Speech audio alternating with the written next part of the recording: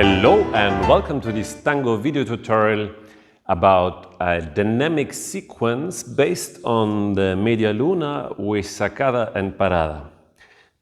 Media luna is what we call the combination back, side, forward. Today we will do the media luna on a line. So I will give the impulse that from the back she continues to have the side, to have the forward. There are different possibilities to take a Sacada through that. So I will prepare and hold back the energy, send the energy, have the Sacada, and then we can continue. Depending on which leg I use to have the Sacada, a different ending might be more suitable. What do we need to practice? We need to practice how can I send my partner with a lot of energy without using a lot of muscle strength.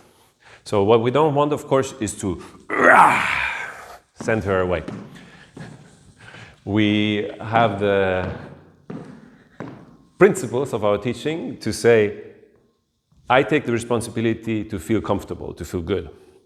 And everybody moves his or her own body. So whatever I'm doing, if it's just a step, I give an impulse and she's doing. Of course, I'm not pushing her to do the step. In what we need today, let's start again with the media luna. The media luna was that we start the first step together and the second step I let her alone. Together and then I let her alone. Together and I let her alone. Together and I let her alone. I use primarily the energy of my own step and the dissociation of my torso to lead from the first step, use the impulse for the next two steps. So on my right side, I step with my right. On my left side, I step with my left. Practice this. Once you're done with this, now we need more space. I will do the same, but continue to open. So I give the impulse, as I did before, but instead of sending her around, I'll have the impulse and open and move my center as well. One time from the other side. So parallel walk we start, and 1 and 2. The difficulty that might arrive is that the follower might be hesitating to take the second step because it feels more comfortable when we are moving together. This is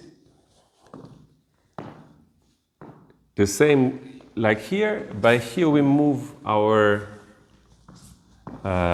rib cage or torso very clearly, and we are a little bit more used to lead around than to lead into the open space. The secret, as in many other situations when we change the system, is the breath. I need to release, and she will feel, there's the flow, there's no stress. If I don't release the breath, then it's like something might be wrong. Later, as always in tango, we might have a trakak. So we use again the breath to create a break. Now, for the simple sequence is we prepare the outside walk, I center, I open, and I step with her. The other idea that we use is the follower should use the space that the frame of the embrace is still kept. So if I give a lot of energy and Iris is moving very big, she's really moving away. So then we could use it for a soltada and maybe, okay, open and catch her later, but you have to be fast. Now I give this energy of but she feels with this step, she's still with me. If the step is bigger, it's not. That defines the size of the step. Sometimes, if we come from close embrace, it will be on the spot, so it's more tang, pa, di. Like the Media Luna, it's done in double time. This is the fun of it, to have this do, da, do, bang. Once we have established this communication, let's see the sequences that we can do. The first one is like this. I step like an overturned ocho to accompany her. Can also be nice, especially if we come from close embrace, we have a part where suddenly pa, di, do, we have more space. And maybe we can use it for a big lapis or something. So we have the energetic part, tang, pa, di, do.